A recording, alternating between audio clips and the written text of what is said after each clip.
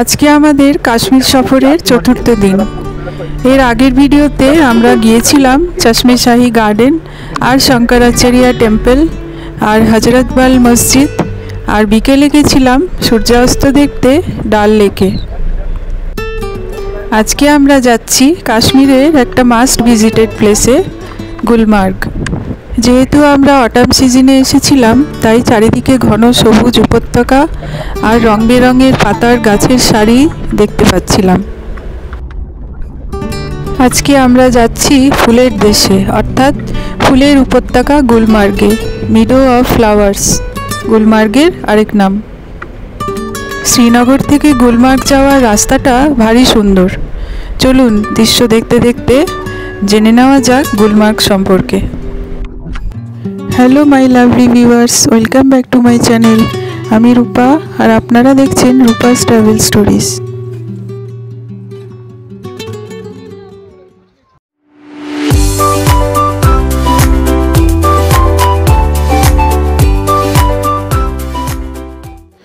Srinagar city থেকে গুলমার্গের দূরত্ব 50 kilometre. সামনের রাস্তাটা দুটো ভাগে ভাগ হয়ে যায়। বাঁদিকে যাচ্ছে গুলমার্গ বুটাপাত্রি আর ডান দিকে বারামুলা বাবারেশি। শ্রীনগর সিটি থেকে পৌঁছতে সময় লাগে 1.5 থেকে 2 ঘন্টা বাই কার। তাও ডিপেন্ড করছে রাস্তায় কতটা জ্যাম ছিল তার উপর। পিক সিজনে একটু জ্যাম থাকে। এবার বলি বাসে কিভাবে আসবেন। লালচক থেকে বাস ছাড়ছে, যেটা আপনাকে নিয়ে যাবে পারিংপোরা। ওখান থেকে আবার বাস ধরে ট্যাংমার্গ আসতে হবে।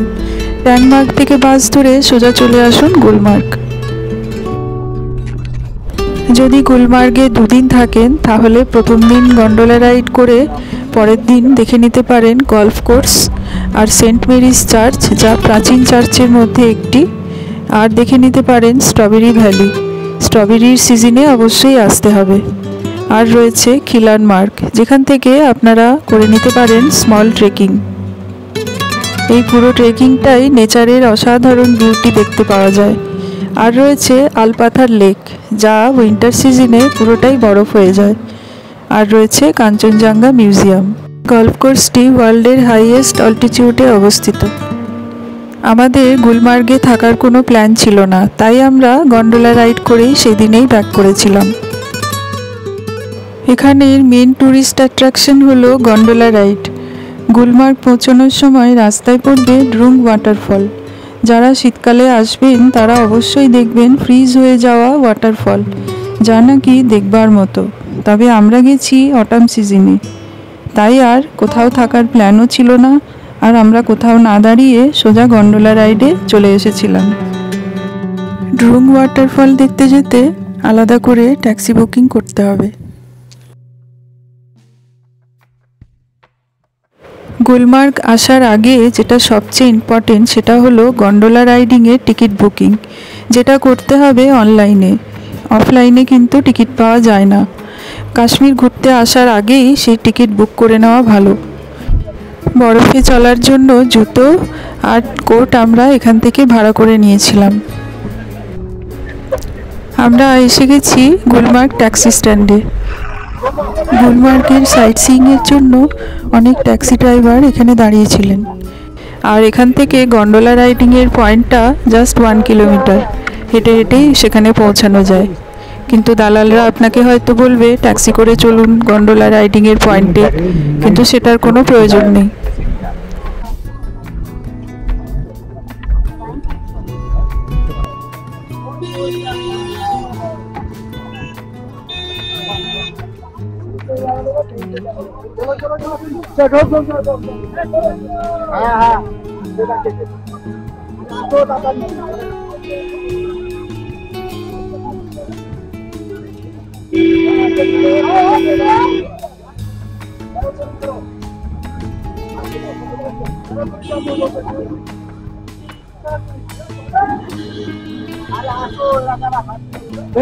ট্যাক্সি থেকে নেমে আমরা হাঁটা দিলাম গন্ডোলা রাইডের দিকে। একটা ছোট্ট গেটের মধ্যে দিয়ে আমরা ঢুকে গেলাম। দূরে চোখে পড়ল সাদা বরফের চাদরে ঢাকা একটি পাহাড়। বাঁদিকে দেখা যাচ্ছে আই লাভ গুলমার্গ লেখা স্ট্যাচু। এখানে আমরা পরে ফটো তুলেছি।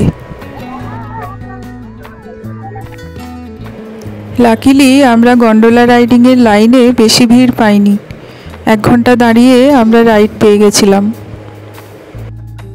নাহলে কিন্তু গন্ডোলা রাইডিংয়ের জন্য ঘন্টা 2 ওয়েট করতে হয়। এরকম একটা রোপওয়েতে 4 থেকে 6 জন নেওয়া হয়।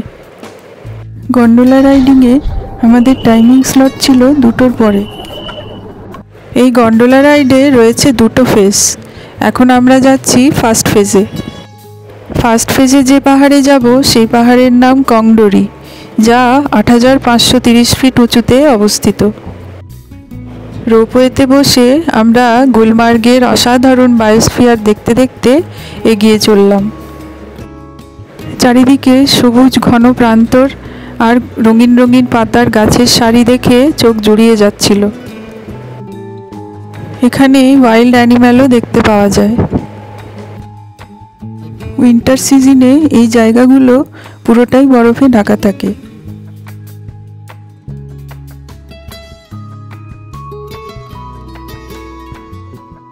নিচে দেখা যাচ্ছে এক হাওয়াই লাড্ডু বিক্রেতা হেঁটে হেঁটেই ফার্স্ট ফেজে যাচ্ছেন।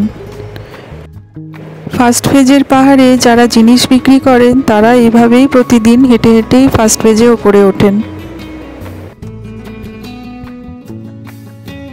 গন্ডোলা রাইডে শুধু টিকিট বুক থাকলেই হবে না, রাইড পেতে লাইন দিতে হয়।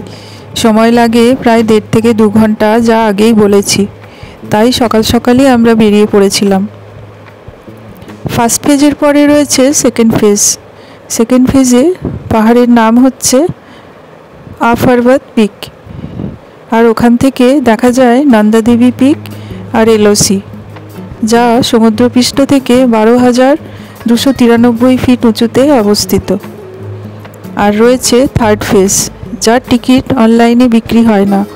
ওখানকার ওয়েদার কন্ডিশন দেখে থার্ড ফেজের টিকিট দেওয়া হয়। আর এটা রয়েছে চেয়ার কেবল কার। এখানে শুধু অ্যাক্টিভিটি হয়, তার মধ্যে স্কিইং অ্যাক্টিভিটি খুব ফেমাস।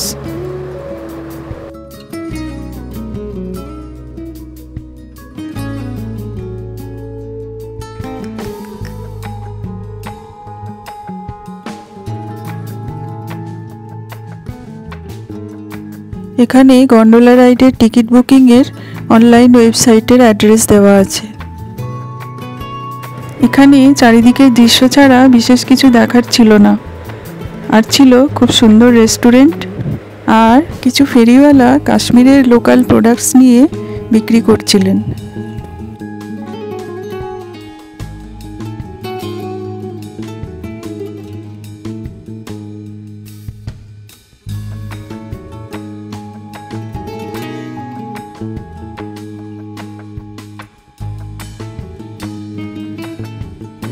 আমরা নিচে নেমেই সেই সুন্দর রেস্টুরেন্টটা দেখতে পেলাম। এখানে আমরা আর একটুও দেরি না করে সেকেন্ড ফেজের দিকে রওনা দিলাম।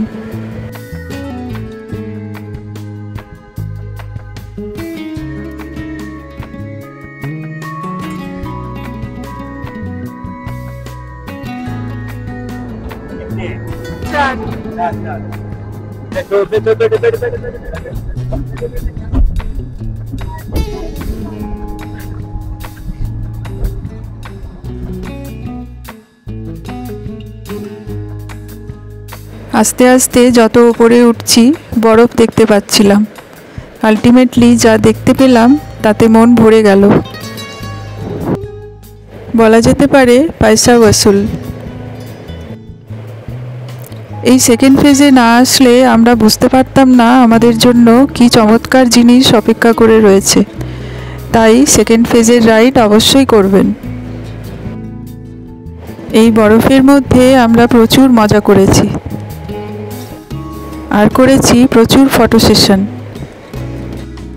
দেখুন সামনেটা কত সুন্দর লাগছে।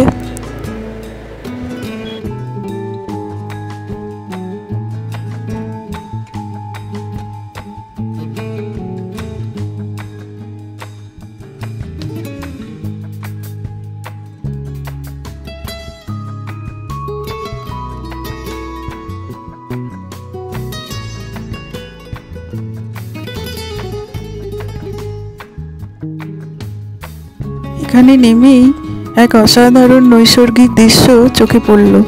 মনে হলো যেন কোনো স্বর্গরাজ্যে চলে এসেছি।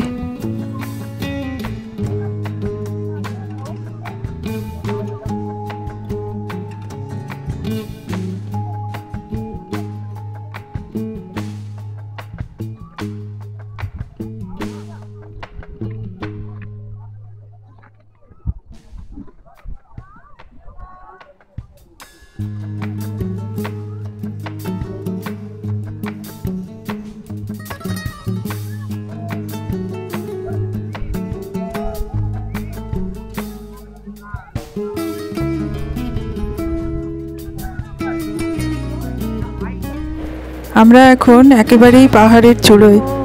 চারিদিকে শুধু বরফের প্রান্তর, সূর্যের আলোয় চকচক করছিল। এখান থেকে দেখা যায় Nanda Devi pick R line of control. আমরা ছিলাম আফারবাদ পিকে। এখানে আমরা প্রায় ঘন্টা দুয়েক ছিলাম, আর এখানেই আমরা লাঞ্চ করেছিলাম ম্যাগি, যার দাম ছিল পার প্লেট 100 টাকা। এই পাহাড়ের চূড়োয় চারিদিকের দৃশ্য দেখে মনে হচ্ছিল কাশ্মীর ভ্রমণ আমাদের সার্থক, আর এখানের অভিজ্ঞতা আমাদের লাইফ টাইম মেমোরি হয়ে থাকবে। এবার বলি গুলমার্গের ছোট্ট ইতিহাস। গুলমার্গের প্রাচীন নাম ছিল মা পার্বতীর নাম অনুসারে গৌরীমার্গ। কালের পরিবর্তনে কাশ্মীরের শাসক যখন হন ইউসুফ শাহ চাক 1579 থেকে 1586, তার শাসনকালে তিনি এবং তার রানী হাব্বা খাতুন এই জায়গার নাম দেন গুলমার্গ। আর তারপরে জাহাঙ্গীর, সম্রাট জাহাঙ্গীর 21 রকমের ফুল এখান থেকে কালেকশন করেছিলেন তার বাগানের জন্য। তাই মুঘল রাজাদের ফেভারিট স্পট ছিল এই গুলমার্গ। গুলমার্গ ও নূরজাহান এখানে প্রায়ই আসতেন। পরে ব্রিটিশ শাসনকালে 1927 সালে ব্রিটিশ আর্মি অফিসাররা এখানে স্কি রিসর্ট তৈরি করেন, আর তৈরি করেন 3টি গল্ফ কোর্স, যার মধ্যে একটা ছিল শুধু মহিলাদের জন্য। আর 19 শতকে সামার রিট্রিট হিসাবে এই জায়গায় আসতেন ব্রিটিশরা। আর এখানে রয়েছে মহারানী টেম্পল। মোহিনীবাই সিসোদিয়া মহারাজা হরি সিংয়ের স্ত্রী এটি তৈরি করেন, যা প্রাচীনকালে ডোগরা রাজত্বের সময় এটি একটি রাজকীয় মন্দির ছিল। এটি এমনভাবে বানানো হয় যা গুলমার্গের প্রতিটি কোণ থেকেই দেখা যায়।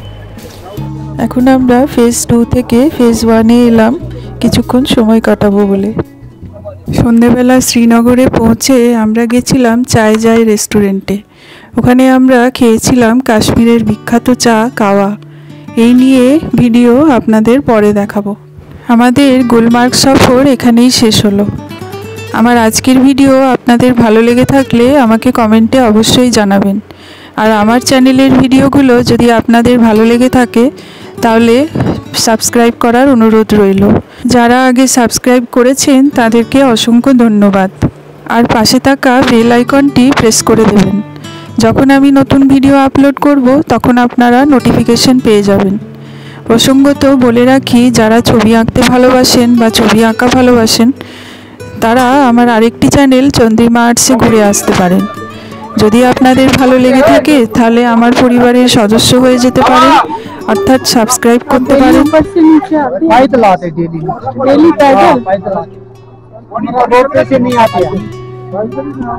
चल के आते नीचे से और यहाँ पे सेल होता है बॉडी दे रहे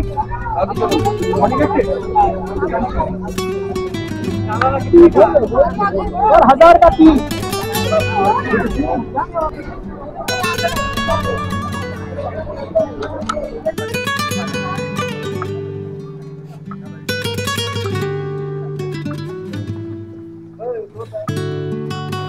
আজকে তাহলে এখানেই শেষ করছি। আবার আসবো একটা নতুন ভিডিও নিয়ে।